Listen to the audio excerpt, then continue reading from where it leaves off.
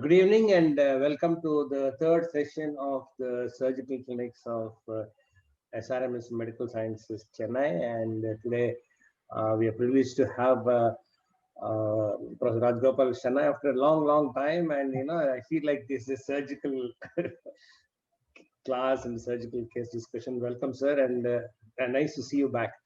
Um, See, I think most senior surgeons would have had come across this condition called abdominal cocoon in their career, not very often, but once in a while. And especially, I remember those days where I was doing MS general surgery, where there were no great imaging facilities. Most of the time, cocoon is an operative finding.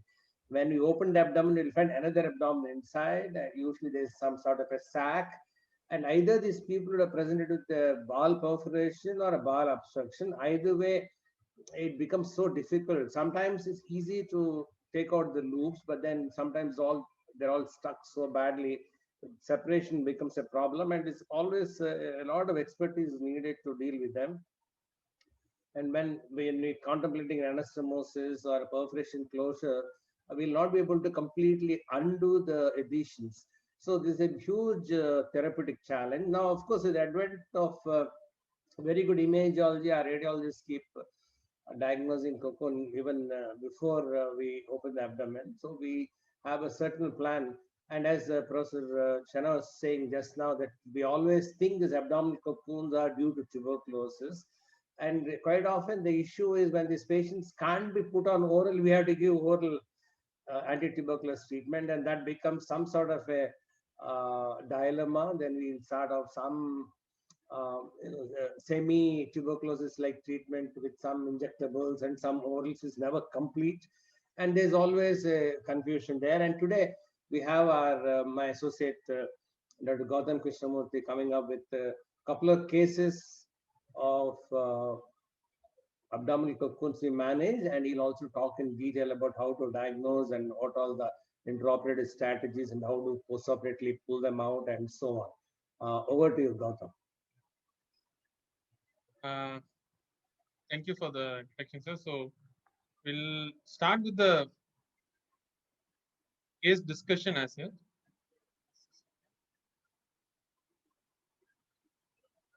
well. Sir, is the presentation visible? Yeah, it is. So, good evening. For today's discussion, we are having a 61 years old gentleman who presented with complaints of vomiting for a period of 4 months. Initially, the nature of vomitus was non-bilious, but after 1 month, it was bilious in nature. There was also history of abdominal distension and discomfort. Patient did give occasional history of constipation, but he was saying he was passing small quantities frequent stools. There were no prior history before this 4 months period. There was no significant past medical history such as tuberculosis or any drug medications. There was no history of previous abdominal surgeries in this individual. So actually, patient was evaluated elsewhere in the month of November 2019, where an imaging was done, where an endoscopy was done. Imaging was suggestive of an multifocal short segment strictures involving the ileum, with some changes in the peritoneum and momentum. And subsequent CT enterography also was suggestive of the same findings, which were more in favor of a small bowel obstruction, with evidence by the proximal small bowel dilatation. Patient had actually undergone an attempt at colonoscopy, since the imaging showed possibility of an ileal pathology in the terminal ileum. So, however, they couldn't pass the scopy beyond 25 centimeters, where they noticed the polypoidal lesion, and biopsy was not contributed. So, with this, patient was empirically started on anti-tubercular therapy, which he continued for 2 months duration. However, in view of lack of symptomatic improvement, patient discontinued the medicines by himself. Following the discontinuation, patient had progressive abdominal distension, and in fact required 4 sessions of therapeutic paracentesis. for the ascites that he was repeatedly developing. The ascitic fluid analysis showed an high sag with low protein, and repeated analysis of the ascitic fluid in terms of gene expert for Mycobacterium tuberculosis as well as cytology for malignant cells all turned out to be negative. So with this background, he presented to our institute, wherein just to confirm the ascitic fluid analysis was repeated. It was almost same as the one which was done elsewhere, but it did show some significant amount of red blood cells.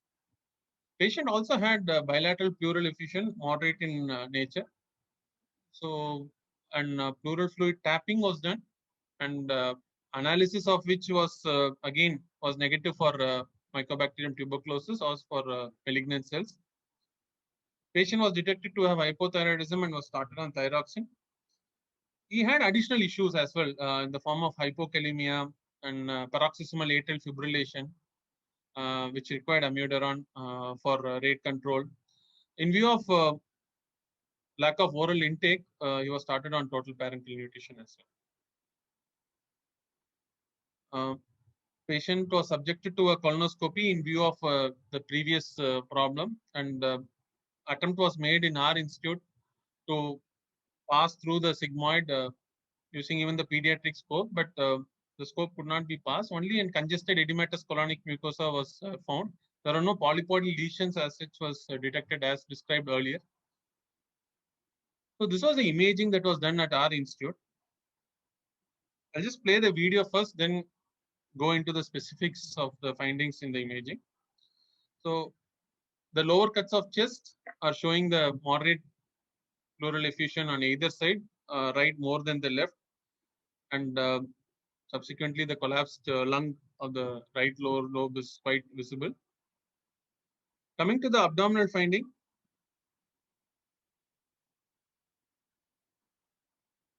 we can find there is ascites also which is developing.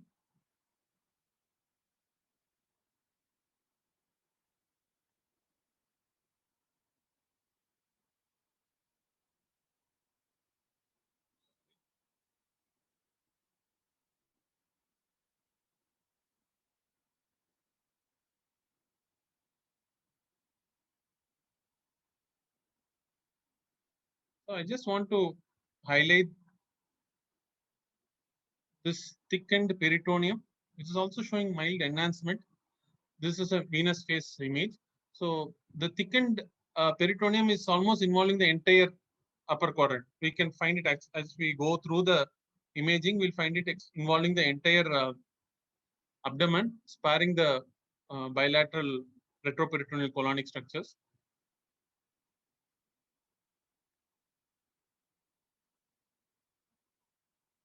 There is significant free fluid which is present in the entire abdominal cavity. We can start seeing the dilated small intestine. This is the descending colon.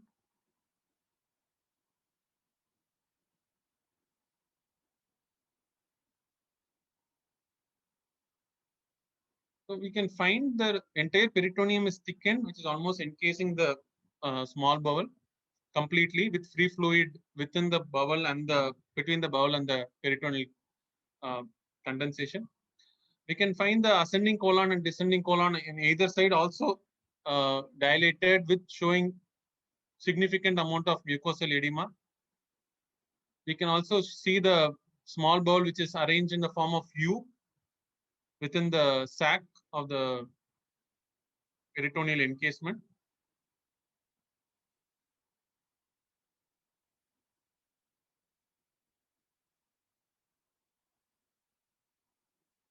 And this appears to involve the entire small intestine. Just the large intestines on either side, that is the ascending, descending, and the sigmoid appears to be free. These are serial sections, just to highlight whatever we have discussed. Gross free fluid with the peritoneal thickening and enhancement. The both retroperitoneal colonic structures are outside the encasement, whereas the small bowel is completely encased by the sac. We could find some enhancement of the terminal ileum mucosa as well as the sigmoid mucosa. The sigmoid mucosa, the sigmoid proximal to this enhancement appears dilated, distal to which it was collapsed. Similarly, the small bowel enhancement in the terminal ileum also appeared to be like some sort of a transition point, though we could not be very clear. Just wanted to highlight that severe hypoproteinemia this patient had, and this is indicated by the abdominal wall edema that is shown in this CT picture. So the impression was segmental dilatation with crumpled small bowel loops and some mucosal edema. There was a thickened enhancing peritoneal wall. No evidence of peritoneal calcifications were noted.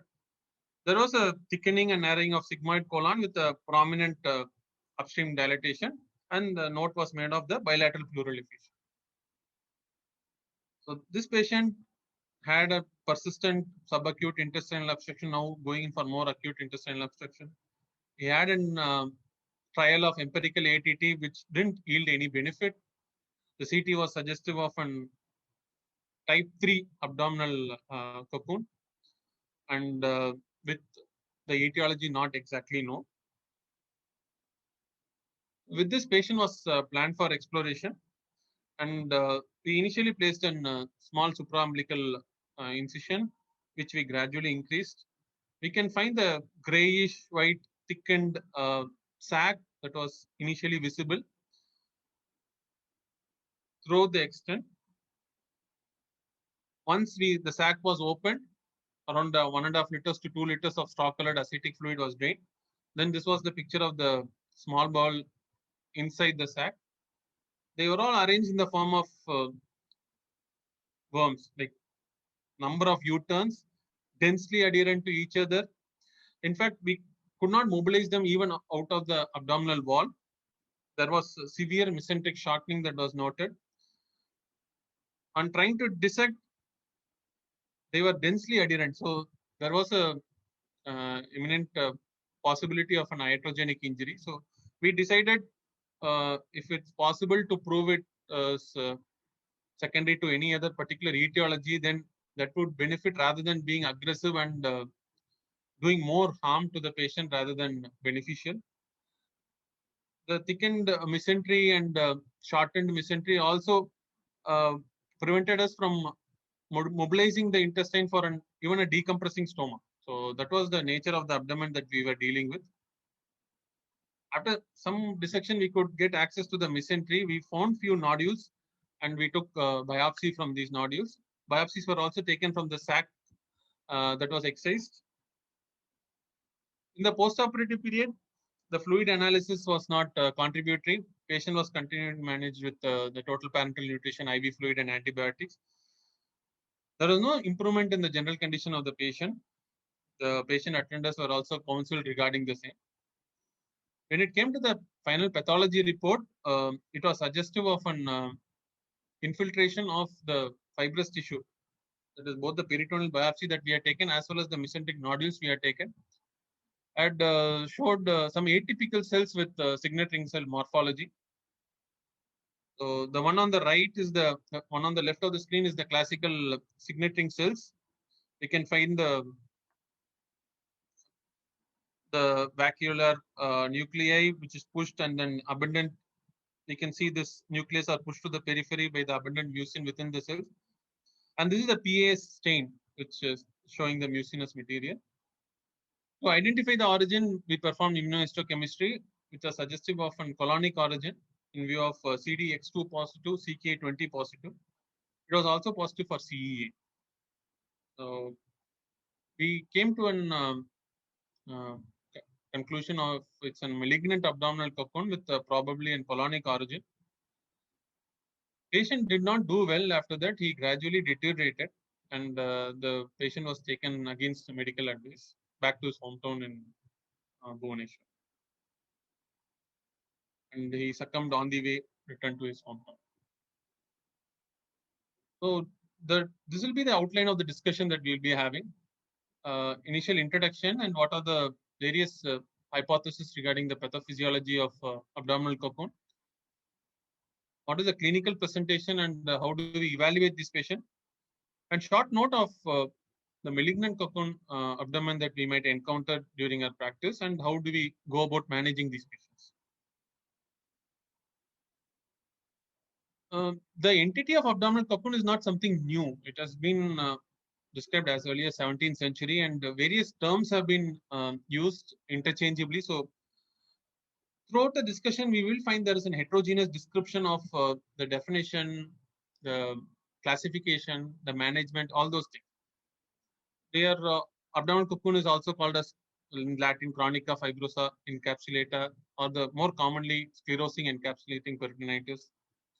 They are likely resultant of a chronic inflammatory condition resulting from recurrent low-grade or subacute peritonitis with no specific abdominal signs. Over a course of time, they progress to sclerosis and the formation of membrane surrounding the small intestine, leading to the classical cocoon formation. So morphologically, they appear as thick grayish white fibrotic membrane encasing the contents of the abdomen. There are basically two types of sclerosing encapsulating peritonitis. One is the primary type. It has no specific etiology that is known, also called as the idiopathic sclerosing encapsulating peritonitis.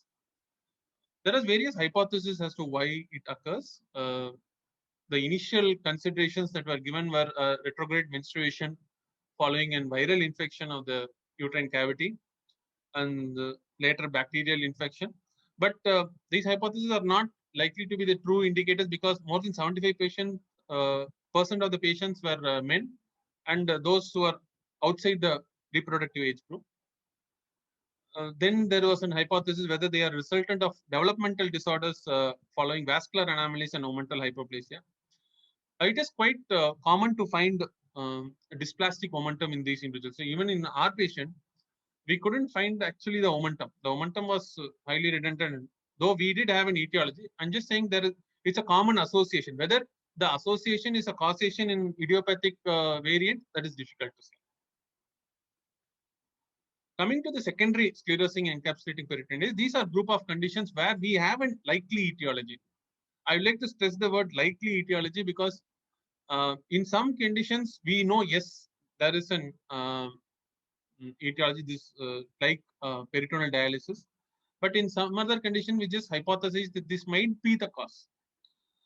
For example, peritoneal dialysis is the most common cause of secondary sclerosing encapsulating peritonitis. They are resulted from peritoneal deterioration after prolonged exposure to the peritoneal diacylate and subsequent recurrent bacterial peritonitis that occurs with increasing frequency following a long-term peritoneal dialysis. There are few risk factors such as long-term peritoneal dialysis, acetate buffered solutions, and recurrent subacute bacterial infections. All these can predispose to the development of peritoneal dialysis, as evidenced by the increasing incidence with period of time. So at the end of say 2, 5, and 6 years, 5, 6, and 8 years following peritoneal dialysis, the incidence increases from 1.9% to even 19.4% who are undergoing peritoneal dialysis. The organisms can be bacterial, like Staph aureus, or even sometimes fungi are isolated from this diacylate fluid.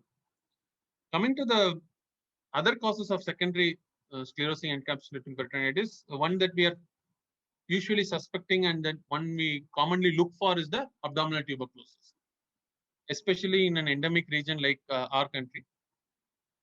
Apart from this, we can have autoimmune conditions like SLE. We can have drug-related, especially there are so many drug case reports which talk about beta blocker being a drug responsible for abdominal cocoon. There are sometimes ovarian disorders, like not malignant as such, but ruptured dermoid cyst or thecomas. There are even reports of seminomas being associated with sclerosing encapsulating peritonitis. Prior abdominal surgeries, multiple interventions are likely to result in more peritoneal insult and thereby resulting in the higher incidence of abdominal cocoon formation. Sometimes peritoneal shunts, such as leave-in shunts, and even post-liver transplant patients have been found to have secondary encapsulating peritonitis. There are various other causes also, cirrhosis, HIV. There are so many factors. I just try to illustrate something common that we can find out and we should probably look for whenever we are dealing with a patient of abdominal cocoon. So what is the pathology? Classically described by the name itself, where we have a progressive inflammation of dense collagenous tissue. So these are sheets of collagens which form the matrix, hence the term sclerosing. And these fibrous tissue also constrict the small bowel, thereby that's why it's called encapsulating. And over and above, there is also infiltration of mononuclear inflammatory cells, thereby giving it the possibility of peritonitis as an inflammatory process that is ongoing. Hence, it is called a sclerosing encapsulating peritonitis. Typically, we'll have the fibrous connective tissue over which we have the inflammatory cells that are present. It is very important to study all these biopsies with utmost care, because in case of idiopathic SEP, we are unlikely to find any of the other pathologies that are characteristic of one particular etiology, suppose like tuberculosis,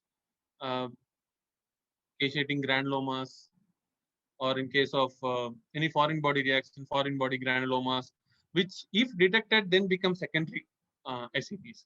So it is very important from a pathological point of view that we take multiple biopsies if surgery is being performed, and all biopsies are being completely evaluated to identify any secondary cause of SEP. This is how the pathogenesis has been proposed. So it is like a two-hit hypothesis. The first hit is where there is a denudation of the peritoneal lining. So all these insults, be it peritoneal dialysis, be it infection like tuberculosis, they promote fibrogenesis, hence forming the fibrous base matrix, followed by which there is evidence of peritonitis, which forms the second hit. This results in the infiltration of inflammatory mononuclear infiltrates. So what happens when there is a predisposing factor? We have morphological changes that has mesothelial denudation, angiogenesis, and the fibrosis, which is characteristic in SEP. There is also decreased absorptive surface of the peritoneum, as the functioning peritoneum is going to come down. No longer it is going to be in the mesothelial cells which secrete and absorb, which are dynamic. Now it's going to be replaced by a static structure of fibrous material. Hence, the absorptive surface is going to reduce, and these patients will start developing free fluid within the abdomen. And the role of reduced E-cadherin, TGF-beta are also fibrogenetic in nature.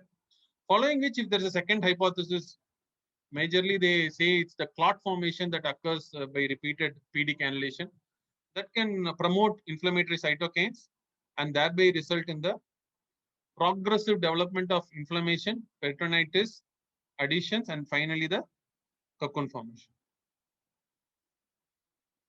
Coming to the classification, this is the most commonly formed morphological classification, where in the type 1 variant, a part of the small bowel is encased. In the type 2 variant, the entire small intestine is encased.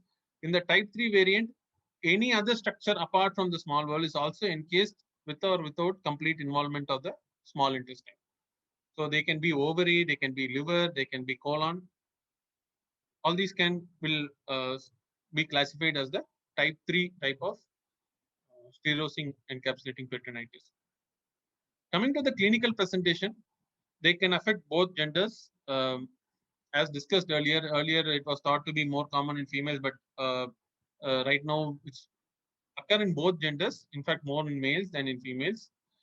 Again, it can occur in wide range of age groups, starting from as early as even 2 years, 3 years to as old as 90 years, individuals being affected by this disease.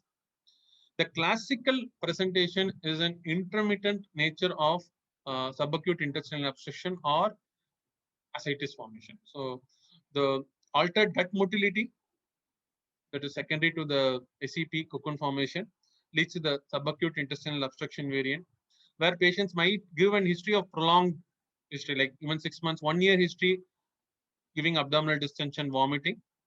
And it's associated with this, distension might also be related to the ascites formation that occurs due to decreased absorptive capacity of the peritoneum. So once the complete sclerosis is formed, it can lead to an overt signs of intestinal obstruction, either in the form of partial or complete. In an acute setting, these patients can present to us with obstruction. They can present to us with perforation within the sac or just proximal to the sac, where the dilated segment of intestine is going to be there.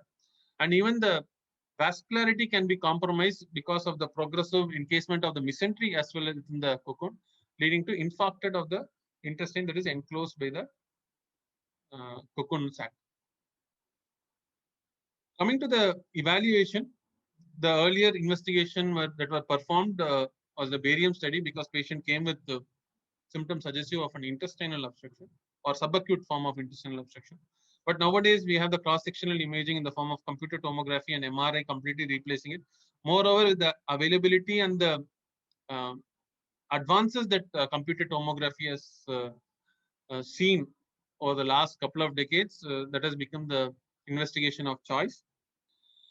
It is very important that we rule out the secondary causes, especially tuberculosis in our setting. So all these patients, once we are suspecting or it's a confirmed abdominal cocoon formation, it's better to take an X-ray, do a sputum evaluation for acid fast bacilli, do a MAN2 if it's indicated, an acetic fluid analysis for AFB as well as adenosine deamidase. Sometimes serum ACE levels are done for abdominal sarcoidosis has been reported.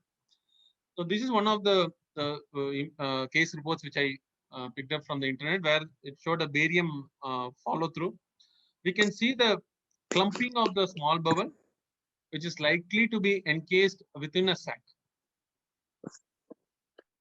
You can also notice that the contrast is actually passing through the colon. So it is not something like a complete obstruction, but yes, the cocoon formation is more or less seen evidently in this image.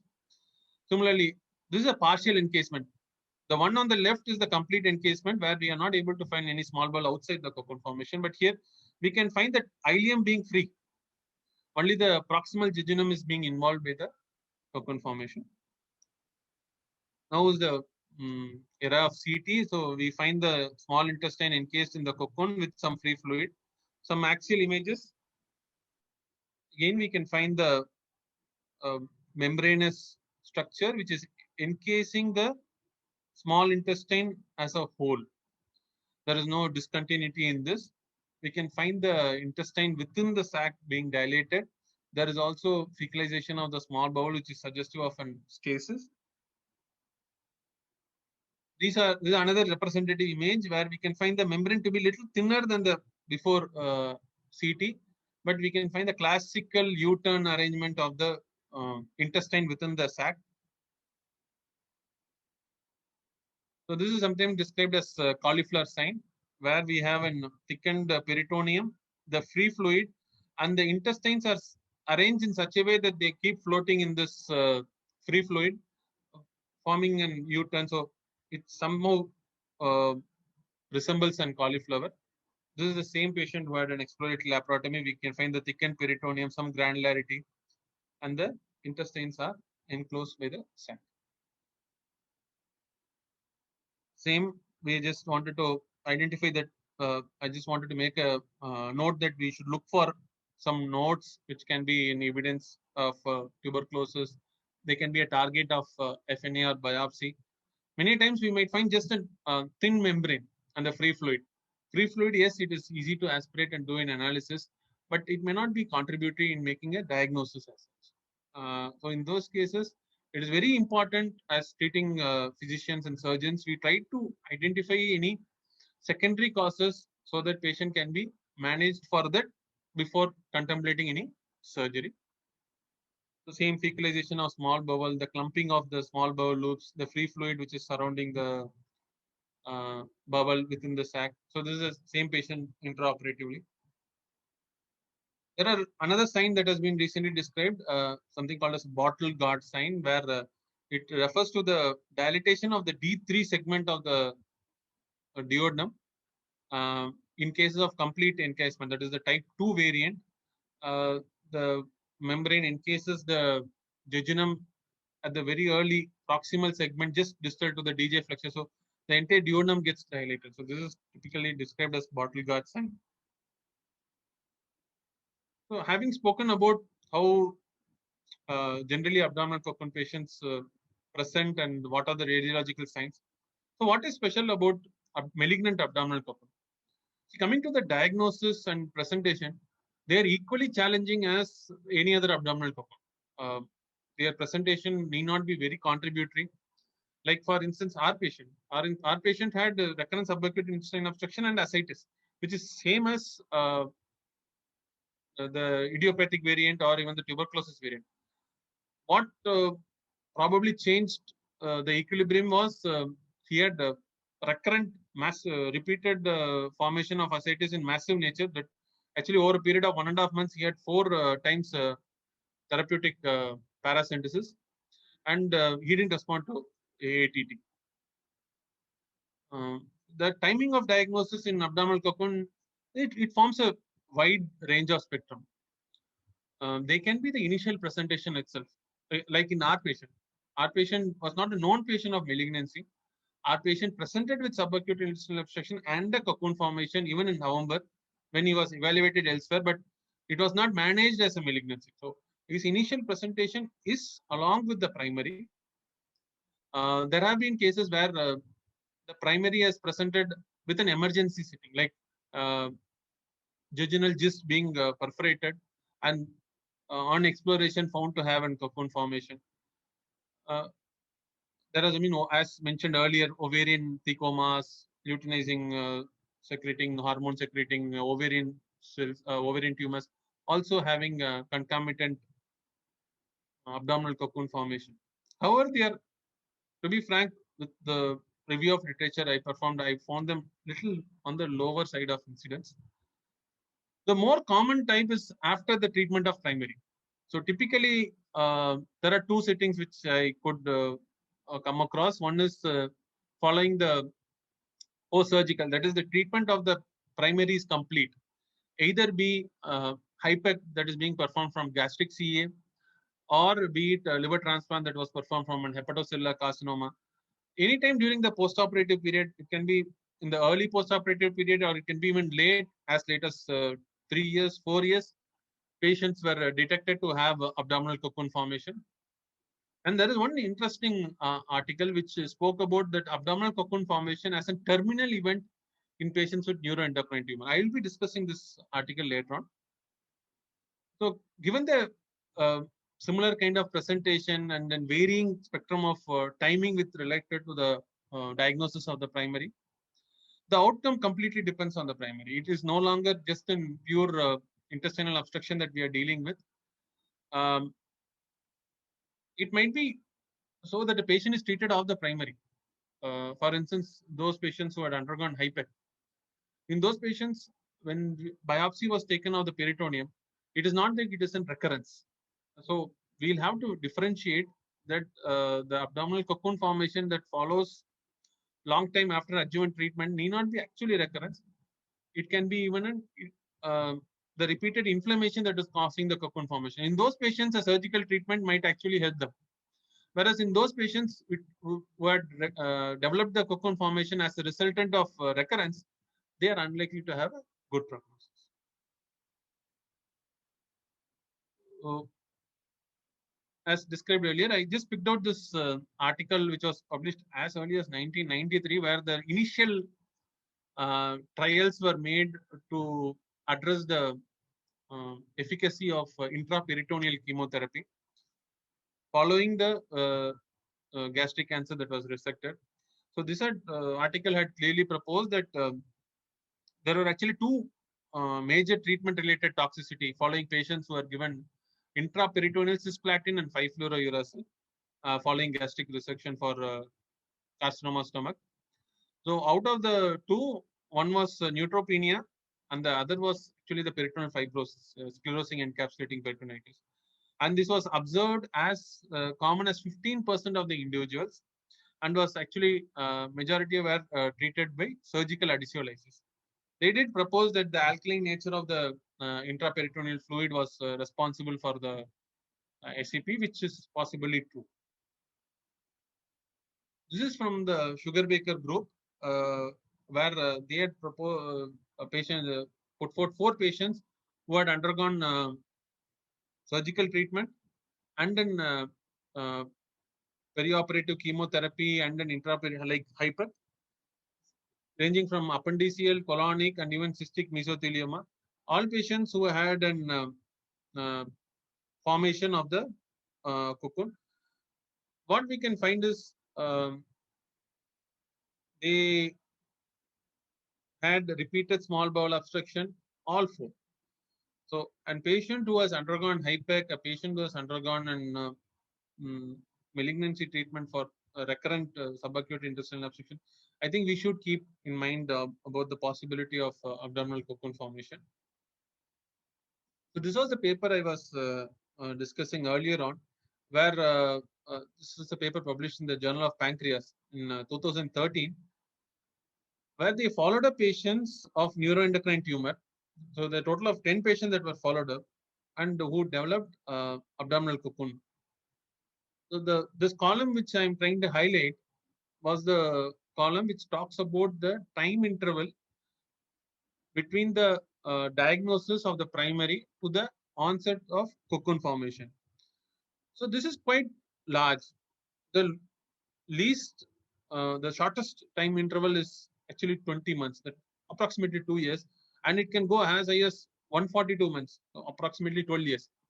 So these patients took a varying time interval from the onset of diagnosis to the development of cocoon. However, once the cocoon was formed, if we start seeing that interval, it was as low as 1 month to even up to 1 year. So basically, what they were trying to hypothesize is those patients who had neuroendocrine tumors, who had good curative surgery, on a long run, if they develop abdominal cocoon formation, generally that will likely to be the terminal event. So we can find all the patients had multiple surgeries, all the patients had resected tumors, and nearly 6 out of the 10 patients had surgery for the cocoon itself.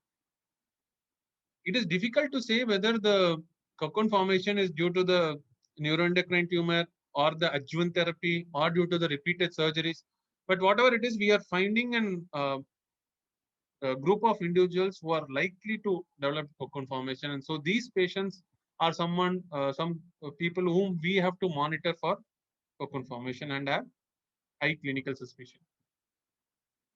Now, how do we manage abdominal cocoon? Prevention is the best possible measure.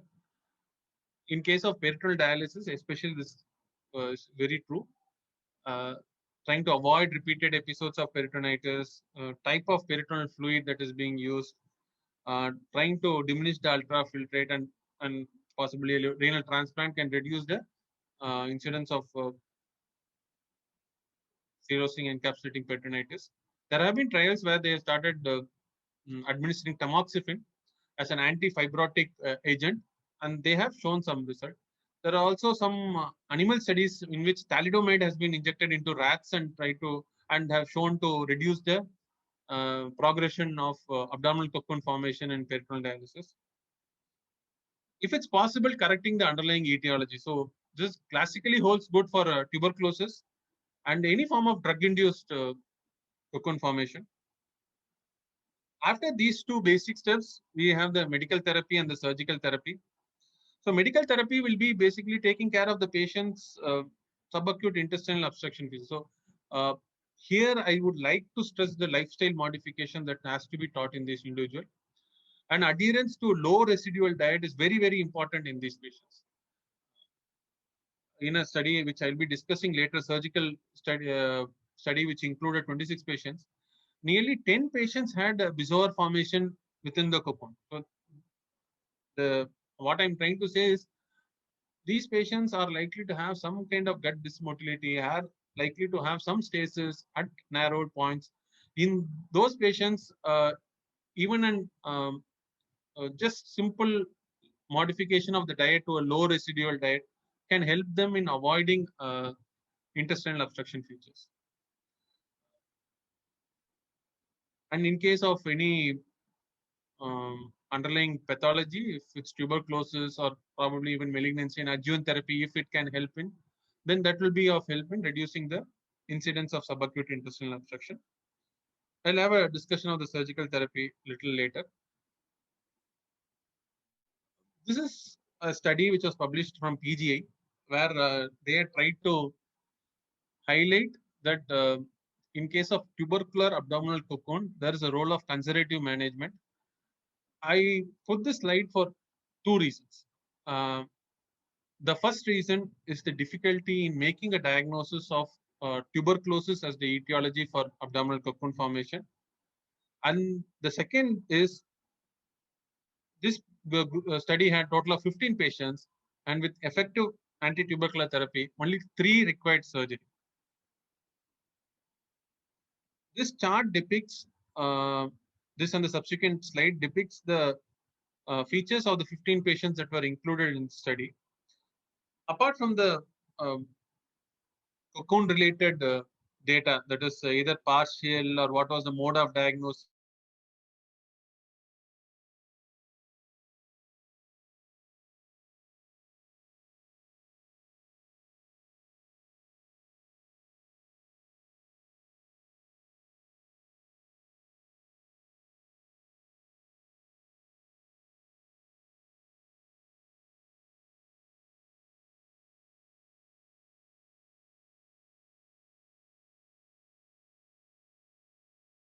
based on aspiration from some other etiology. So as a individual, I think every patient has to be assessed completely. We should not look at just the abdominal part. Thereby, I just want to reinforce the previous statement slide, which we spoke about evaluation, doing a chest X-ray, doing a pleural fluid analysis, taking FNA or a biopsy from suspected omental lesions, peritoneal lesions, splenic lesions, are all going to help us in confirming the diagnosis of tuberculosis and start them on treatment. And given this study, it also shows that and identification and subsequently treating this tuberculosis by effective ATT can prevent us taking up these patients for surgery. Having spoken about the medical treatment, there are numerous studies which have retrospectively described their experience in handling abdominal cocoon by surgery. This was one paper that was published in 2017 in the World Journal of Surgery, which included 26 patients.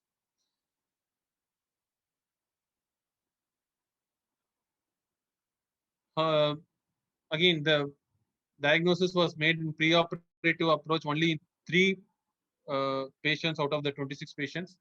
So majority of time it was diagnosed during the surgery. That is in 88% of the patients, 46 via laparoscopy and 54 via laparotomy. There were multiple presentations that were found in the intraoperative setting. The classical cocoon formation was present in all 26. There was a lack of greater omentum in 10 and greater omental dysplasia in 6. This was the one which I described earlier. So there is a significant proportion of patients of abdominal cocoon who have issues with the greater omentum. There was obstruction with Bizovar in 7 individuals. There was appendiceal fecolith. There was evidence of bowel ischemia in 1 patient. So it is a varied presentation. The patient can, apart from having an preoperative diagnosis, they are most likely to be diagnosed during the surgery. One interesting factor which I observed in this study and I want to highlight was the type of cocoon formation. The one on the left is where the intestines are covered by flimsy tissues. And to be frank, these flimsy tissues are easiest to dissect, and they actually allow the intestines to dilate. Whereas the one on the right, which the authors had described as second enterocoel, that is another peritoneal covering involving the entire small bowel. These are thick. These membranes don't allow the intestines to expand with uh, food movement, and these are likely to resolve with conservative measures. So this was the classification that they had proposed, where in the type 1, there is no enterocoelia in the second enterocoelia. the thickness of the membrane was very thin, and they did feel that conservative treatment will actually help in these individuals. Whereas in the second group, which had the second enterocoel, a thick membrane which is covering the small intestine, these patients present with intestinal obstruction and are likely to require surgical intervention. So this was their outcome, the table on the right, where we can see nearly 6 patients were not treated in the type 1 and they did do well. Whereas all the patients, all the 8 patients in the type 2 required surgical intervention. This is our own Indian study published from PGI Chandigarh, where they had described 15 patients. Just wanted to describe that, see the ratio here. Only 4 out of the 15 had tuberculosis proven as the etiology. 11 didn't have the etiology. So uh, they have not described in detail what were the non-tubercular etiologies that they are looking at. But since they are not explained, I think it's most likely idiopathic. I also wanted to highlight this type of surgeries that are performed. This is why it is a surgeon's nightmare. Uh, I, I believe most will agree with me if in case of an emergency, it is always tackling the emergency rather than trying to do a complete resection for the patient. So any emergency, I would prefer the surgery is being completed within 1.5 hours to 2 hours, because we are having a patient who's already decompromised, decompensated in the form of either nutritional or in the form of an additional septic load, and also non-optimization of underlying comorbidities, be it ischemic heart disease, be it diabetes. So we are dealing with already patients, group of patients who are compromised to their limit. So in these patients, it is better to do a optimal procedure rather than being extremely aggressive trying to do the radical procedure. However, cocoon is going to be an exception in this. Once we start dissecting cocoon, it can take anywhere up to even from 2 hours to even up to 4 hours, 5 hours, because that those tenacious can be the additions. It is difficult to dissect all of them, and once we start dissecting, it is like going on and on and on, and any inadvertent enterotomy will be catastrophic in these individuals. Fashioning a stoma can be very difficult in these patients, like in our patient where the mesentery was also involved in a fibrogenic uh, process. We might have the associated strictures that are present, and those may need resection and stoma formation. We might have bowel ischemia that is present that can need resection and stoma formation. So, as a surgeon, it is one of the most challenging tasks to deal with cocoon abdomen, and sometimes it might be prudent not to do anything also. So, like in the study that is being described, if we feel that doing dissection can do more harm to the patient, we can just try to take multiple biopsies, try to ascertain the etiologies, and place drain and hope for the best. So, coming to the outcomes, why we are trying to stress upon the surgical challenges is because of this. The post-operative complications are quite common in these group of individuals. Apart from the deranged physiological status of these individuals, the surgical component is also going to take a toll, and we can have post-operative complications in the form of infective collections. Patients can develop intracutaneous fistula and wound site infection, and even mortality. So this group had reported mortality in 2 out of the 15 patients. I'd also like to highlight the complete adhesiolysis was performed only in 10 out of 15 patients. So what basically they did was, if there was a stricture, the adhesiolysis was performed up to the point of stricture, and resection was done, and stoma performed. So rest all patient now will come out of the OD, where you can start his nutrition enterally, do the minimum for the maximal benefit. So that is very important that as surgeons we start analyzing the risk benefit ratio of every step, especially in an abdominal cocoon surgery. And coming to even follow up, these patients are likely to have recurrent obstruction. So nearly 20% in this group had recurrent obstruction. Even one had re-surgery, re-exploration following obstructive symptoms. So surgery is not like curative. Surgery is not something like if once we do it, patient is going to be fine.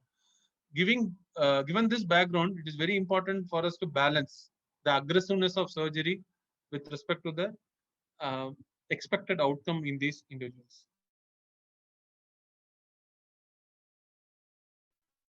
Borrowed from one of the systematic reviews published in Tropical Gastroenterology in 2017. So once we make a diagnosis of abdominal cocoon, either incidental or because of some symptoms, if it is there are no symptoms, we try to evaluate the etiology, address the underlying etiology. So consider anti-tubercular therapy in tuberculosis, try to avoid CAPD or change the nature of CAPD. So if they are improving, then well and good, follow up these patients. If there is no relief, then probably we can start thinking about steroids and tamoxifen. Even the 15 patients which the PGI group had published as conservative means of following tubercular abdomen, some patients were given steroids. That was completely based on the physician's discretion. It was not a routine, but some patients did receive steroids. However, if the patient is symptomatic, then whether there is any evidence of intestinal obstruction. If no, then go back to the etiological evaluation and subsequent management. Or if there is, yes, then try to give a trial conservative management by means of keeping the patient NBM, placing a rice tube, IV fluid correction, electrolyte correction. And if it still fails, then we are left with no option other than surgery. So coming to the final take-home messages, abdominal cocoon presents starting from identifying the etiology to whether patient to be placed in the surgery or under conservative measures, and even intraoperatively to decide upon the aggressiveness of the surgery. Idiopathic cause is going to be the most common, but we'll have to rule out other possibilities. So biopsy everything. Wherever we might think we can have a clue regarding the etiologies, those have to be sampled and appropriate investigations have to be carried out.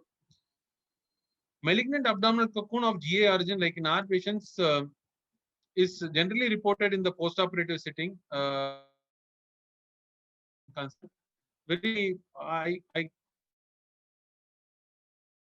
One case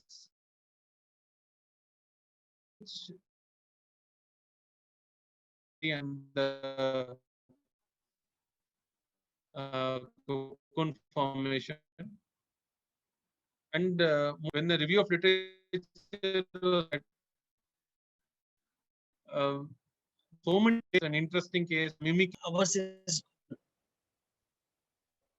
not a high volume center, but I have come across personally 2 cases, and other people who are also operated too. So about 4 cases only, number 1. Number 2, small bowel obstruction. So important point is the cocoon, usually it is referring only to small bowel. That one thing we should keep it in mind. So it doesn't refer to large bowel. So in the early part of 80s and 90s, we used to get a lot of tuberculosis cases with adhesions. Commonly, people mistake it as a cocoon or something. I think that should not happen. See, tuberculosis also produces adhesion sometimes and fibrous adhesion, sometimes difficult to separate them. So in that situation, that is not a cocoon. So cocoon is a, as you rightly put it, encapsulation. So when it comes to the intestinal obstruction, we are stuck with that we have to operate on these patients. And you rightly put it, if it is so difficult to separate them or something, we are landed with sometimes doing limited colectomy, actually ileocolectomy in one of my patients, because trying to separate that landed with some tears in the small intestine, etc. That's about this one. They also reported even in a newborn, actually, the meconium itself can cause some kind of a cocoon-like effect. I just wanted one small query here, that your suspected case when patient had a lot of fluid in the peritoneal cavity, whether any diagnostic laparoscopy could have been done or something. I'm not sure about that. To take a biopsy. Sir, in our patient, he was, to be frank, he was already little sick. He was going down. He had atrial fibrillation. So we thought that's the reason we went for a limited incision initially. But then after seeing the entire meddling. Yeah, Dr. Prasad Krishnan. Yeah, okay. Prasad Krishnan from Kochi. That was a wonderful presentation, Dr. Gautam. I've got a question like, in your case, like whether PET scan would have been helpful in identifying whether it's a colonic or a colonic origin. Will that be useful? Sir, yes, sir. In our patient, probably, to be frank, not suggest of a malignant ascites. There was an high SAG ascites, and still going for intestinal obstruction. So it was more of trying to manage both, getting the diagnosis as well as providing some kind of treatment in this individual. We were caught in no man's land. So if only the diagnosis was an issue, probably we would have attempted for a non-interventional like a PET scan before being aggressive with the surgical intervention. But this patient had to undergo some surgical decompression also. So that was the reason we opted for surgical interventions. It also had a sclerosing encapsulated peritonitis, and we did a laparoscopic excision of the this thing. But the problem with that is he had this recurrent symptom-wise. He has got some sort of bloating sensation. All this has got a recurrent sort of issues coming up. So I'm just asking, in such case, like benign cases, would there be any benefit of again tamoxifen or steroid? But absolutely, there is no abdominal pain for this patient. He has got some bloating sensation. That's all. So will it be beneficial in such cases? Yes, sir, definitely, sir. Sometimes we find it even in the immediate post-operative setting. We do an adhesive abdominal cocoon encasement release, and even third day, fourth day, suddenly they start developing the colic formation. So yes, we did start few patients on steroids and they did do well. Invariably, they do stay for 8 to 10 days. They are not like, though it is something different from the peritoneal encapsulation, like what Sir was describing earlier. In a congenital, just a non-inflamed mesothelial lining of the thing, just an adhesive lysis will suffice. But in these group of individuals, the abdominal cocoon formation, there is an inflammatory component. So they generally go back into adhesion formation as you directly described. I think they will benefit from steroids or tamoxifen if they go for recurrent symptoms. Okay. And what is the role of some intestinal tubing? There's some reports on intestinal tubing. Is there any role for such a procedure, or like a plication? Sometimes they do in a recurrent interception. But I feel all these things will it worsen the situation? I'm not sure. Even I think so, sir. It is unlike our simple adhesions, like the plication and the tubing are classically described for more adhesions rather than inflammatory cocoon formation.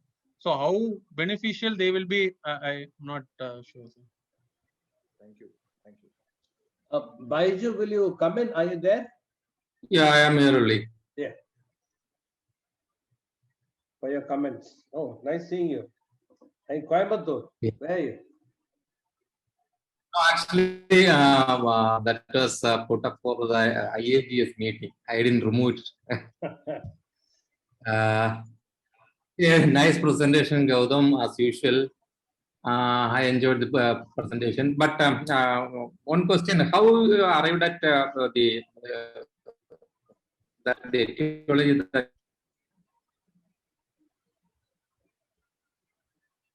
Gautam, can you hear me? Voice is breaking, sir. I couldn't. Can you repeat it, Baiju? How did you arrive at the diagnosis that it was colonic, and what was the rationale? Sir, it was based on the IHC, sir. We had a very small amount of tissue. So based on that, we did a panel of immunohistochemistry. It was positive for CK7, CD20, CDX2, as well as CEA. So more likely in lower GI colonic origin. It's difficult to say it with 100%. You can't say it for sure, is it? Association with the PAD in case of perihepatitis and Cushing syndrome. Is there an association with the cocoon formation? That is one of the proposed hypotheses. Sir. That is an generalized inflammation which occurs in the young girls. But as such, there is no hard evidence for it. Sir. Those are still on the hypothesis nature. Okay. Doctor, good that you have reviewed a lot of. Since a lot of gastroenterology people are there, Dr. Pathak, can I ask a question? Yeah, sure, sir. Just Dr. Gautam, in the absence of say tuberculosis, and suppose he's a male, say around 45-50, he comes with the intestinal obstruction, you find this membrane. Is it possible that some kind of a subacute peritonitis or something earlier, which we don't know, which we don't know why, whether it is some kind of a small perforated dew sometimes back, it has been probably sealed off, or acute pancreatitis, or any other thing, idiopathic retro, some fibrotic reaction would have happened. Is it possible in the absence of any other things as a cause? Sir, yes, sir, it is possible, but again, it is very difficult to come to the diagnosis of idiopathic without any, because majority of the peritonitis that we are describing, either a DO-puff or an say sometimes we even felt an foreign body injury, like a fish bone can penetrate and can have a localized perforation and lead to cocoon. These are all hypotheses that have been proposed, but those are all quite good clinical events that are likely to present clinically. So in the absence of it, to say it will be difficult right now. Sir. Case which I had, I can show the CT and image also. Around 50-year fellow with absolutely nothing in the list, whatever you try to find out. If we think of a congenital etiology or something, we thought at least a little bit would have presented in the earlier, some colicky abdominal pain, nothing. Very short history, and suddenly comes like this. And it was a difficult thing to manage. I said a limited resection we did, and came as no evidence of any disease. That's the reason I asked this question. So if I can come in for a minute, actually, Dr. Bagdi was messaging on the Facebook that he has a series of patients, babies with cocoons, means some congenital origin is there as well, and possibly some of the adults presenting with cocoon may be having a congenital origin. And if you really see, there the intestines are normal, it's only the membrane is there, and possibly the membrane itself is causing some sort of an obstruction and symptoms. So that's one possibility. And secondly, mostly the cocoon is a peritoneal disease, it's not a bowel disease, unless until it's some sort of malignancy, which you're talking about, bowel malignancy or neuroendocrine tumors. But essentially this is a peritoneal disease presenting as a cocoon, and it's not a bowel disease. You agree? So the concept of formafroste perforation of small bowel or duodenum later on presenting this cocoon, I don't know whether there's any reported cases of that nature, because I don't know, it's difficult to find out that they're perforated earlier. What do you say, Gautam? You agree on that? Yes, sir. Completely agree, sir. Again, if we had one patient where patient was had an history of pulmonary tuberculosis, he took treatment 6 years back. Now had come with intestinal obstruction. On exploration, found an abdominal cocoon formation. So right now we are unlikely to find any granuloma in that individual. The fibrotic process is likely to be in tubercular etiology, which has healed with ATT and now presenting with obstruction. So unless the patient gives us the history of ATT intake, he would have been still termed as an idiopathic variant rather than an tubercular abdominal cocoon. So I think history does play a role, but the history sometimes can be hugely forgotten by the patient, and it might lead to a misdiagnosis. So I have a point, and I want both Dr. Shenoy and Dr. Baiju to comment on, and possibly Dr. Prasad Krishnan, that in case of a cocoon, or even for that matter, when adhesive obstruction, would you like to dissect the entire small ball from the DJ flexure to the ileocecal junction? Is that necessary, or if you do any half job, will the patient present with subacute bowel obstruction? Because, and I was trained in a situation where we had to completely undo all adhesions from the, whenever you go into the abdomen, from the DJ to the ileocecal junction. Although some believe that these adhesions are already there, they're not causing any trouble, you don't disturb them. Yeah, we'll start with Dr. Shenoy. I don't have much experience, but probably a decision I will take on the table. Number one is that what is dilated? That is what is my take in this patient. If I find the proximal bowel, a little bit of adhesions are there, but there is no dilatation at all, I think I will not dare enough to go start from the DJ to come down. So depends upon which I take a decision, because the scare is always there. Once you dissect, there is again chance of adhesions. So that is what I have done in 1 or 2 cases. But Dr. Prasad, what is your take? Sir, I don't have much experience.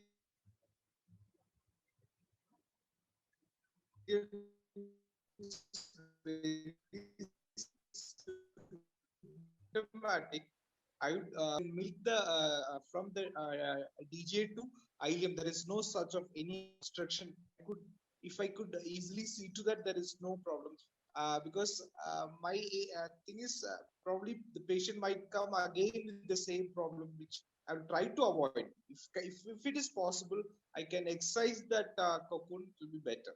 No, I'm not just talking about cocoon alone. I'm talking about principles of adhesion surgery, small bowel adhesions, because it has this tendency to, keep on going, because we always think that a part of it is loosened, the other part will get obstructed. So, we want to make it, yeah, Baiju?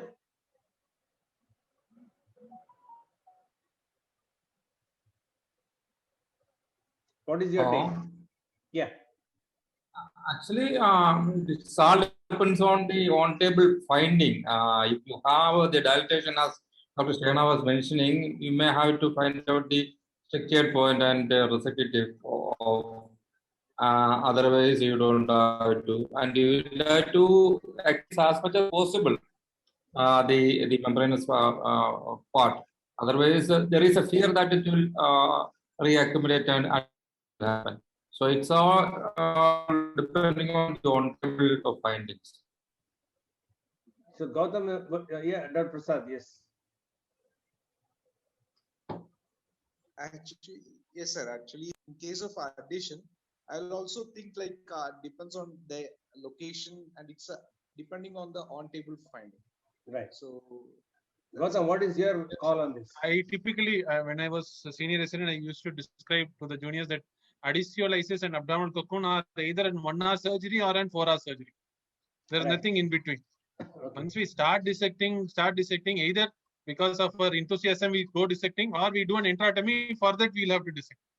So either way it goes to a 4 hour procedure. So as Prasad sir had rightly pointed out, it has to be an on-table decision. If we feel the patient is not going to benefit much, if suppose we find there is a possibility of tuberculosis in this individual, do a biopsy, do whatever is required alone, come out, give the medical therapy for the tuberculosis, and wait and watch, rather than being doing more damage to the patient. Okay.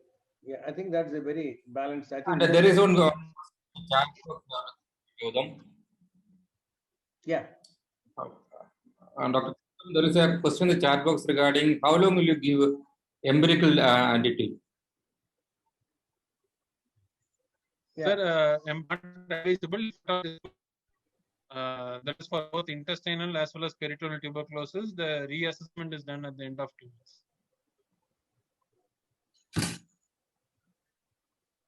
Yeah. Any other comments or questions? I think we have been online for more than an hour. No, anybody? And Dr. Shana, any concluding remarks before we close?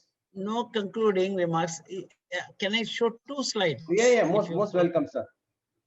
Just allow me to share. I will just please. show one my case. That's all. Sure, sir.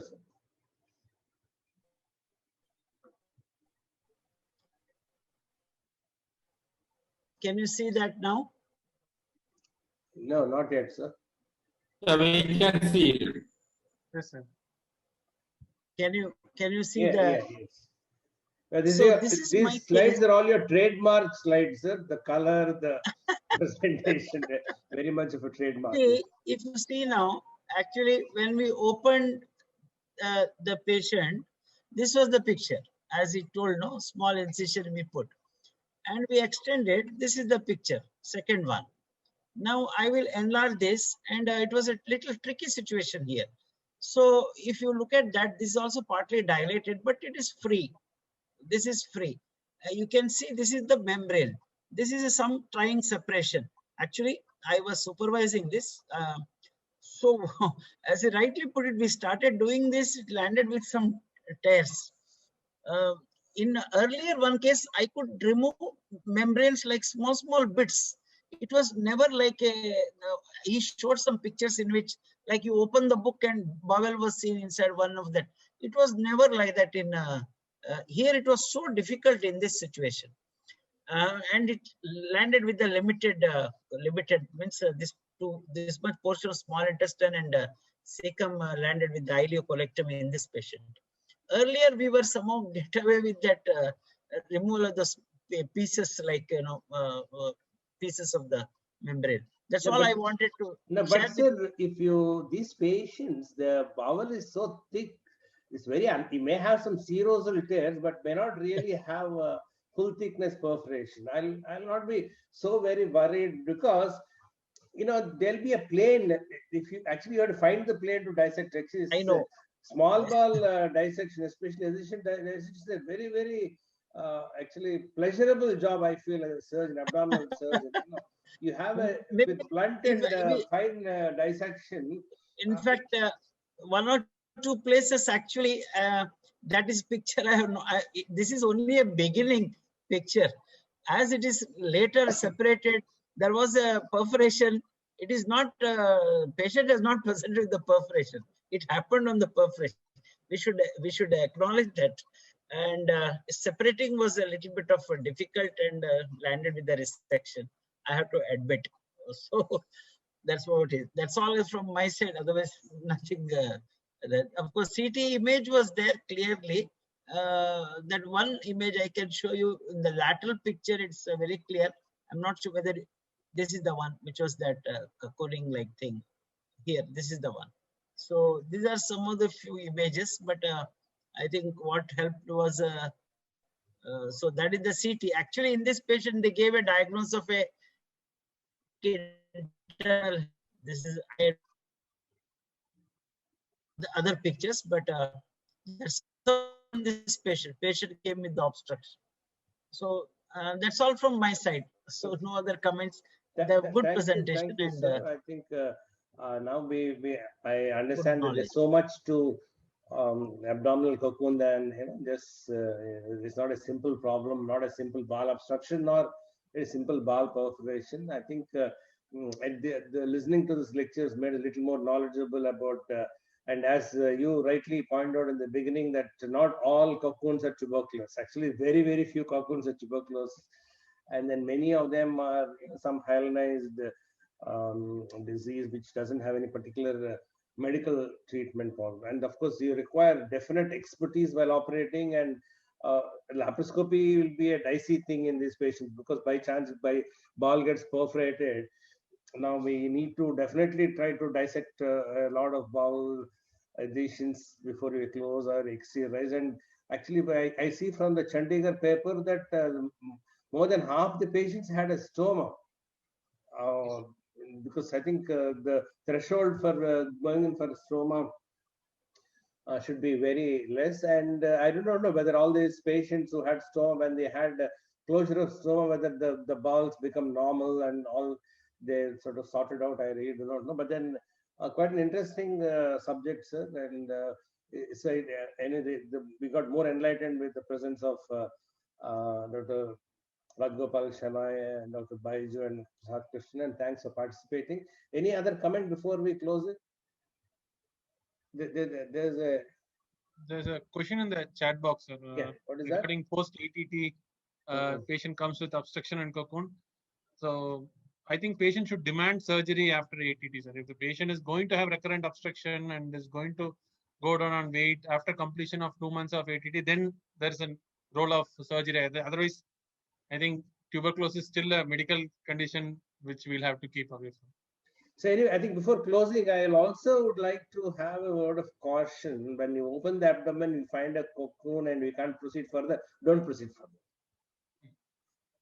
And because you're likely to do more damage than good, if you think, because it is a huge surgical exercise, it's not easy, you require a lot of expertise, and you won't have mentally prepared yourself, not the patient, about a possible stoma and perforation, this, that, and the other. Because if that happens in that abdomen, it's very, very difficult to manage subsequently. So if you get a cocoon and I think it's difficult for you to proceed further, don't proceed further. You can leave it to either some expert at a later date, or you can, you can go conservative and then reassess and, take a senior's help.